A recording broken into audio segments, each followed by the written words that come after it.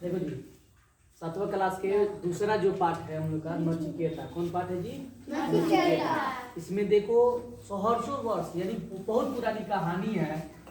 एक महर्षि वाजसरवा उनका नाम था, एक ब्राह्मण थे और वे पूजा पाठ में बड़ी उनका मन लगता था, पूजा पाठ में काफी समय देते थे। और उनका इकलौता एक लड़का है जिसका नाम का है नचिकेता। वह पितृभक्त बालक है। वह पितृभक्त उसे कहते हैं जो पिता के आज्ञा का पालन करे उसे पितृभक्त कहते हैं, और जो माँ के आज्ञा के पालन करता है उसे मातृभक्त कहते हैं। यह पितृभक्त बालक है, इसकी माँ नहीं है, सब कुछ उसका कौन है? उसके पिताजी यानी वाजसरवा यानी महर्षि वाजसरवा। ठीक है, कुछ दिन बीता, महर्षि वाजसरवा एक यज्ञ कराने के लिए सोचे, महायज्ञ यानी सर्व मेघ यज्ञ कराने के लिए सोचे। और यह बात अपने इकलौते पुत्र जब नचिकेता से बोले महर्षि वाजसरवा, तो नचिकेता ने इस खबर को सुनकर काफी खुश हुआ। अपने पिताजी से बोला, बहुत खुशी की बात है, आप महायज्ञ करा रहे हैं, सर्वमेघ यज्ञ करा रहे हैं। सर्वमेघ यज्ञ उसे कहते हैं जिसमें अपना सब कुछ दान में दे देना पड़ता है। ठीक है, कुछ भी अपने लिए बचा कर नहीं रखा जाता, उसको सर्वमेघ यज्ञ कहते हैं। तो उन्होंने सर्वमेघ यज्ञ कराने के लिए सोचा था। ठीक है, उसके बाद से हुआ का इस बात की खबर दूर दूर गांव में पहुंचा दिए थी। पूरे ब्राह्मण लोग को इस बात का जब सूचना मिला तो सब ब्राह्मण लोग खुश हुए और इस यज्ञ में भाग लेने के लिए काफी दूर दूर के ब्राह्मण पंडित लोग आया, विद्वान पंडित लोग आया, और उन लोग के खुशी भी हुआ। लग रहा है कि इसे जो यज्ञ होगा इसमें उन लोग का दान पुण्य ज्यादा मिलने वाला था। इस बात को सोचकर उसमें बहुत विद्वान पंडित का होते हैं, भाग लेते हैं। यज्ञ शुरू होता है, हवन में सब लोग हवन की पूजा करता है। पूजा करने के बाद अग्नि देवता को नमस्कार सब लोग कर देते हैं। उसके बाद से महर्षि वाजसरवा अपने गौशाला की ओर जाते हैं। उन्होंने बोला था कि अपना सब कुछ उसमें दान दे देने के लिए। तो गौशाला की ओर गए, तो जैसे गौशाला की ओर जाते हैं तो गौशाला में जाते हैं तो उनके मन में लालच समा जाता है और वहां पर गायों को छटाई करने लगते हैं। जो कमजोर गाय है, दूध ना देने वाली है, वे गाय को छांट कर ब्राह्मणों को दान देने के लिए सोचते हैं। समझ रहे हैं? और ये बात को देखते हुए नचिकेता जब देखता है तो अपने पिताजी से प्रश्न पूछता है, पिताजी आपने तो सब कुछ दान देने में बोल दिए थे, लेकिन अब क्यों कमजोर और दूध ना देने वाली गायों को छांट रहे हैं? महर्षि वाजसरवा क्रोधित होकर बोले, तुम अपना काम करो, छोटी मुंह बड़ी बात करता है, यज्ञ के मुझे चिंता होने दे, तुझे नहीं।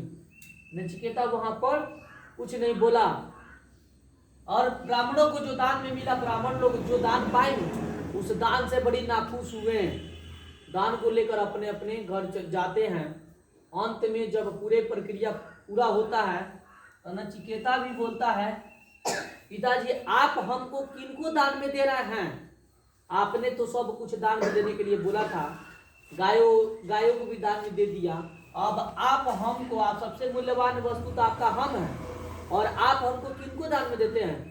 क्रोधित महर्षि वाजसरवा गुस्से से बोलते हैं, जाओ मैं तुम्हें यमराज को दान में दे देता हूँ। पूरे जब कहा यज्ञ के प्रक्रिया समाप्त होता है तो नचिकेता अपने पिताजी से बोलता है, पिताजी आप हमको आज्ञा दीजिए यमपुरी जाने के लिए। उनके पिताजी को इस बात जब समझ में आता तो बोलते, हम तो क्रोध से आके तुमको बोल दिए मत जाओ। तो बोलता क्या, वो तो पितृभक्त बालक था, अपने पिता की आज्ञा को पालन करने वाला था। बोला नहीं पिताजी, आपने तो हमें यमपुरी जाने के लिए पहले ही आदेश दे चुके हैं, अब मेरे बस के कोई बात में कहने लायक नहीं है, केवल आप हमें आज्ञा दीजिए यमपुरी जाने के लिए। पिताजी के बार बार माना करने के बाद भी नचिकेता नहीं मानता है। अंत में महर्षि वाजसरवा उनको नहीं मना पाते हैं, तब बोलते हैं ठीक है जाओ, तुम्हारे रास्ता मंगलमय हो, यानी अच्छा से रास्ता तुम्हारा कट जाए। महर्षि नचिकेता महर्षि वाजसरवा के आशीर्वाद को पाकर यमपुरी यात्रा चल जाता है। जैसे यमराज के दरबार में पहुंचता है तो यमराज किसी वजह से कहीं गए हुए थे, तो उनके गेट के सामने ही भूखे प्यासे नचिकेता को 3 दिन 3 रात वहीं पर रुकना पड़ा। ठीक है, उसके बाद यमराज कहीं से आए, जब देखे उस मासूम से बच्चे को, अपने घर अंदर गए, मकान महल में गए, नाश्ता उस्ता किए, अपने पहरेदारों से बोले उस लड़का को बुलाया जाए। बुला के यमराज जब पूछते नचिकेता से, तुम कौन हो, यहाँ पर किस लिए आए हो, तुमको डर नहीं लगता है? नचिकेता ने बहुत सहूलियत से जवाब दिया कि मैं महर्षि वासरवा के इकलौता पुत्र नचिकेता हूँ।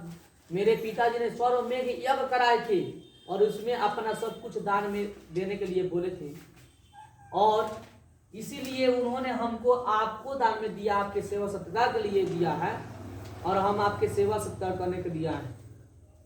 यमराज उसके इस बात से बहुत खुश हुए और बोले, तुमको डर नहीं, भयभीत नहीं हो रहा है तुम, हम केवल प्राण को हरते हैं। नचिकेता बोलता है, डर किस बात का, जब आपके सेवा के लिए हमको भेजा गया तो किस बात का डर है? यमराज जी उसके इतने से बातों को सुनकर बड़ी खुश होते हैं और बोलते हैं, हम तुम्हारे इस भावनाओं से बहुत खुश हुए, तुम हमसे कुछ 3 वर मांग सकते हो। नचिकेता बोलता है, हम कैसा वर मांग सकते हैं, जब हमको भेजा गया आपकी सेवा के लिए, आपसे कुछ मांगना मेरे लिए सार्थक नहीं है। तो क्या बोले यमराज जी? बोले उसे नचिकेता बोलता है इस बात को, यमराज जी क्या करते हैं, उसको बोलते हैं, ठीक है कुछ भी है, हम तुमको अपने तरफ से आजादी देते, तुम मांग सकते हो। तो नचिकेता बोलते हैं, यदि आप नहीं ही मानिएगा तो हमको 3 वर। पहला वर चाहिए कि मेरे पिताजी के क्रोध हम पर से समाप्त हो जाए, जितना गुस्सा जी मेरे पिताजी हम पर हैं वह समाप्त हो जाए। दूसरा वर, जिस विद्या से भय उत्पन्न ना हो वह विद्या हमको प्राप्त हो। और तीसरा वर बोलता है कि हमको तीसरा वर वह चाहिए, मैंने आत्मा के रहस्य जानना है। यमराज जी चकित हो जाते कि छोटा सा बच्चा आत्मा का रहस्य क्यों जानना चाहता है, समझ है? उन्होंने बोला कुछ दूसरा मांग लो, लेकिन नचिकेता ने बोला आपको देना है तो यही दीजिए ना, तो आपको दूसरा कुछ नहीं चाहिए। और अंत में यमराज उसको आत्मा के रहस्य बता देते हैं नचिकेता को, और नचिकेता आत्मा के रहस्य जानकर आत्मज्ञानी बन गया और समझिए कि अमर हो गया। ठीक है, उसके बाद से कहानी क्या होता है, समाप्त हो जाता है। सर बंद कर दे काटो ना।